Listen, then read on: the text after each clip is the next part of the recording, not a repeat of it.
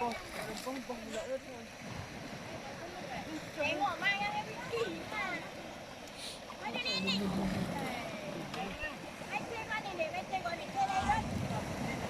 อาปล่อยแล้วนั่นน่ะที่ตัก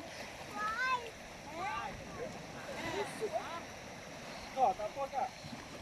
ถอดปล่อยเลยปล่อยถอดพัตเตอร์อะแกะแกะเดี๋ยวไปแปะที่บ้านใหม่มีอีกอันนึง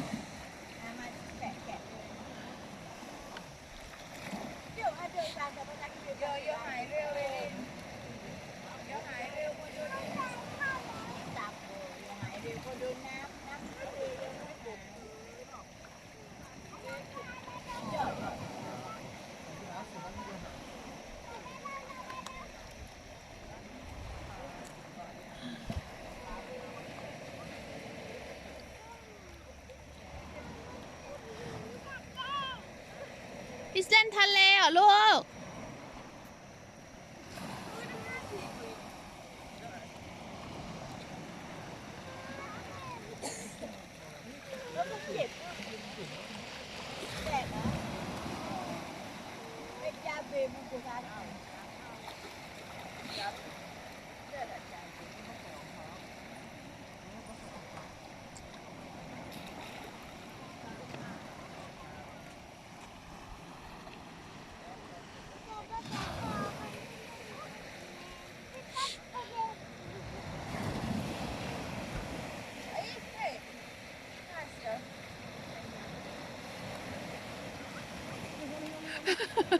เราวิ่งตามทำไม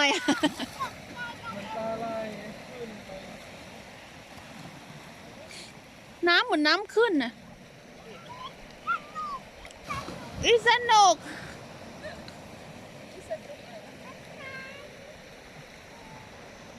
ไม่ถอดพอดให้ลูกอ่ะเธอโอ้